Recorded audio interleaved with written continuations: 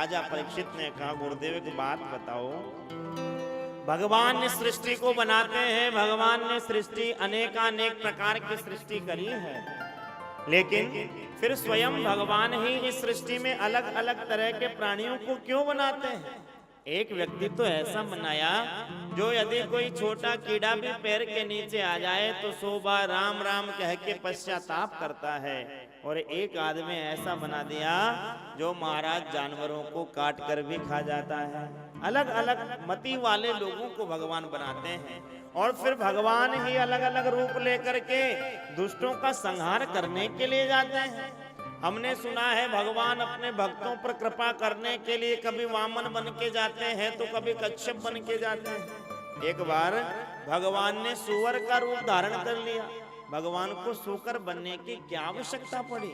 तब श्री सुखदेव जी ने कहा, राजन, कश्यप ऋषि की 13 पत्नियां हैं, उनमें सबसे बड़ी पत्नी का नाम है दिति। दिति से दानवों की उत्पत्ति हुई और अदिति से आदित्य आदि जो सूर्य आदि नवग्रह हैं, जो देवता हैं, उनकी उत्पत्ति हुई। तो दिति ने एक दिन संध्या के समय पर हट करी, पुत्र प्राप्ति की कामना करी।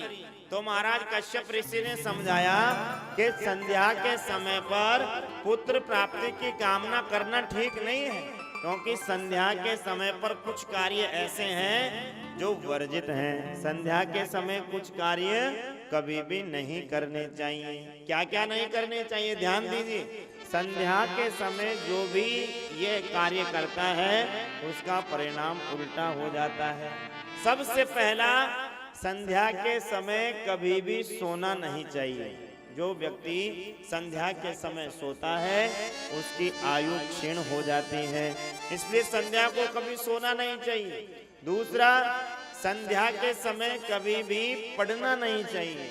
जो व्यक्ति संध्या के समय पढ़ता है उसकी बुद्धि कमजोर हो जाती है, इसलिए संध्या के समय पढ़ना नहीं चाहिए। संध्या के समय खाना नहीं चाहिए। संध्या के समय जो भोजन करता है तो उस अन्न के माध्यम से कई बीमारियां शरीर में प्रवेश कर जाती है।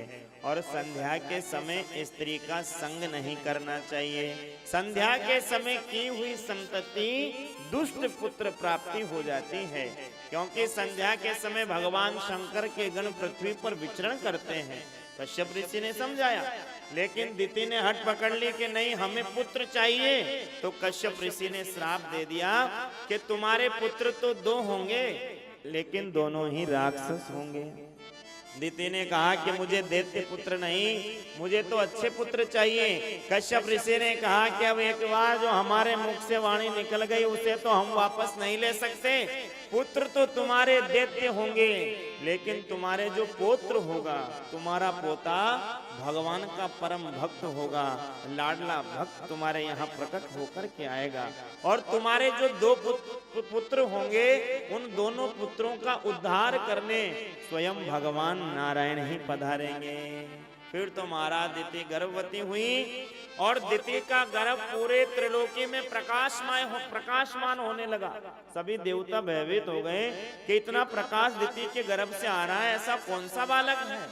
जाकर के पूछा भगवान से, तो भगवान ने कहा कि दिति के गर्भ में जो बालक है ये कोई साधारण नहीं, ये मेरे ही पार्षद जय और विजय हैं।